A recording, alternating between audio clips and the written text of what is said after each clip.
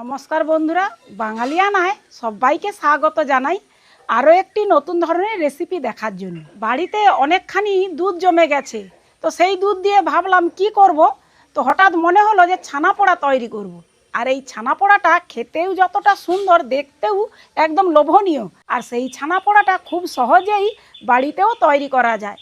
তোমরা দেখতে থাকো এই ভিডিওটা, আশা করি তোমাদের খুবই ভালো লাগবে। আর তোমরা এই ভিডিওটা দেখলে তোমরাও খুব সহজেই এই ছানা পোড়াটা বাড়িতেই তৈরি করে নিতে পারবে। তো চলো এবারে উনানটা আমি ধরিয়ে নেব।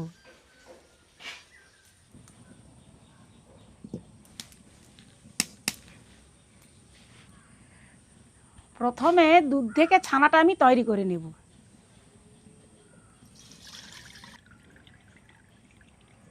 এই ছানা পোড়াটা তৈরি করতে গেলে এই গরুর দুধ কিংবা বাজারের যে লিকুইড দুধটা পাওয়া যায় সেই দুধে সুন্দরভাবে হয়, গুঁড়ো দুধে তৈরি করলে হয় না।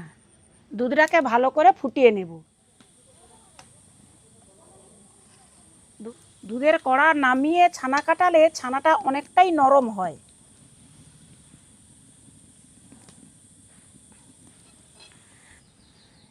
ছানা কাটানোর জন্য লেবুর রস নিয়েছি। এই লেবুর রস দিয়েই ছানাটা কাটাবো। এই লেবুর রস দিয়ে ছানা কাটালে ছানাটার টেস্ট ভালো হয়। এই যতটা পরিমাণ আমি লেবুর রস নিয়েছি ততটা পরিমাণ আমি জল দিয়ে দেব।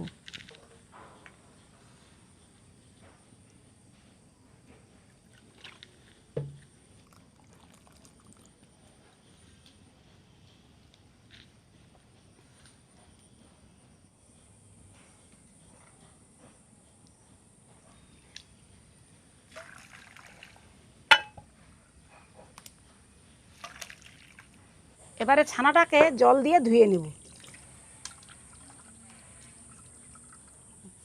এবারে একটা পাত্রে এই ছানাটা আমি ঢেলে নেব। এই ছানার মধ্যে দিয়ে দিব 4টে এলাচ গুঁড়ো, 4 চামচ দিয়ে দিব চিনি। চিনিটা আমি গুঁড়ো করে নিয়েছি, না হলে এমনি দিলেও হবে। এই চামচের মাপেই দিয়ে দিব 2 চামচ সুজি।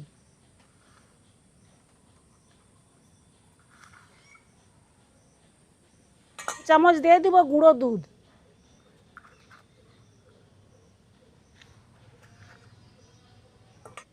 দিয়ে দেবো 1 চামচ ঘি।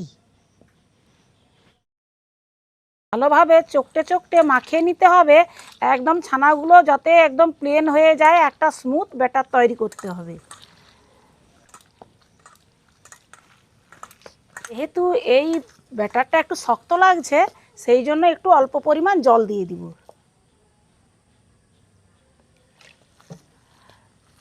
খুব পাতলা করা যাবে না, মোটামুটি একটা থকথকে টাইপের ব্যাটারটা তৈরি করে নেব। ছানাটাকে এইভাবে মাখিয়ে নিতে হবে। এবারে এরকম একটা জামবাটি নিয়েছি, এই জামবাটির মধ্যে একটু ঘি মাখিয়ে দেব।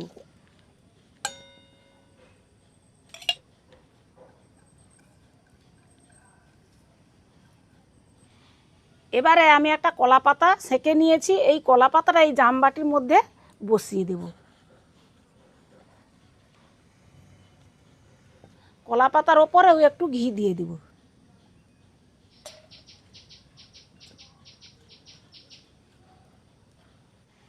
ছানাটা পোড়ার জন্য এই কড়াটা বসিয়ে দিলাম।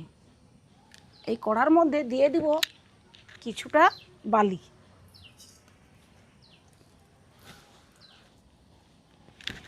এবারে বালির মধ্যে একটা স্ট্যান্ড দিয়ে ঢাকা দিয়ে দিব, বালিটা একটু গরম হয়ে যাক। আমি বালি দিচ্ছি, বালি না হলে লবণ দিয়েও কিন্তু করা যায়। এবার এই ছানার বাটাটা এই জামের মধ্যে দিয়ে দিব।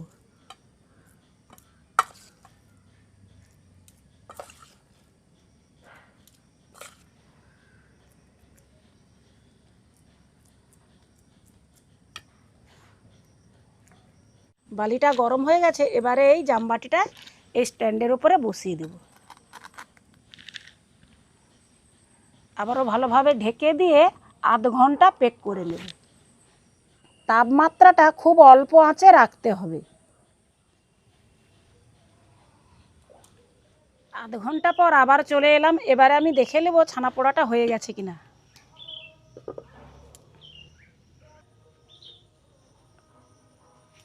একটা কাঠি দিয়ে তবু একটু দেখে নেই।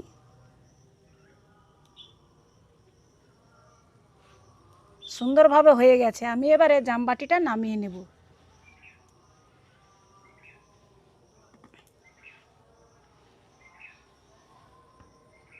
এই গরম অবস্থায় জাম থেকে একদমই আমি নামাবো না, এটা একদম সম্পূর্ণ ঠান্ডা করে নিতে হবে, আর ঠান্ডা না করলে কিন্তু ভেঙে যাবে। জামবাটিটা একদম ঠান্ডা হয়ে গেছে, এবারে প্লেটে আমি উল্টে নেব।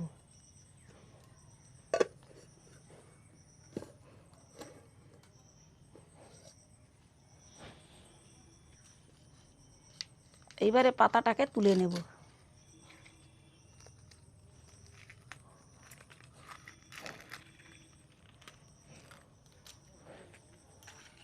ছানা পোড়া তৈরি হয়ে গেছে। বাড়িতেই যদি দুধ কিংবা ছানা থাকে খুব সহজেই ছানা পোড়াটা বাড়িতেই তৈরি করা যায়, আর দোকানে কিনে খাওয়ার দরকার নেই।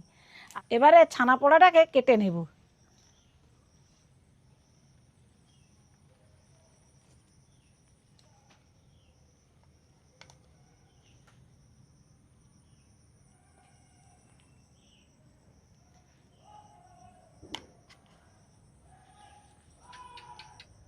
ছানা পোড়াটা কেটে নিয়েছি, আর ছানা পোড়াটা একদম নরম তুলতুলে হয়েছে, আর দেখতেও খুব লোভনীয়, আর এই ছানা পোড়াটা খেতেও খুব সুস্বাদু লাগবে। বাকি ছানা পোড়াটাও আমি কেটে নেব একইভাবে।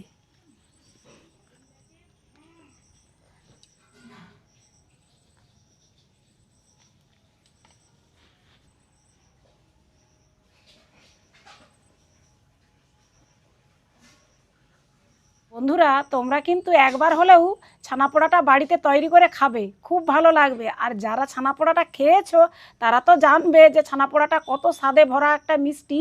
তো ছানা পোড়াটা বাড়িতে যদি এরকম বানিয়ে খাও তাহলেই বুঝতে পারবে যে ছানা পোড়ার কী স্বাদ। তো তোমাদের সঙ্গে দেখা হচ্ছে আবারও একটি ভালো ধরনের ভিডিও নিয়ে। আর প্রথম থেকে শেষ পর্যন্ত ভিডিওটা দেখার জন্য ধন্যবাদ।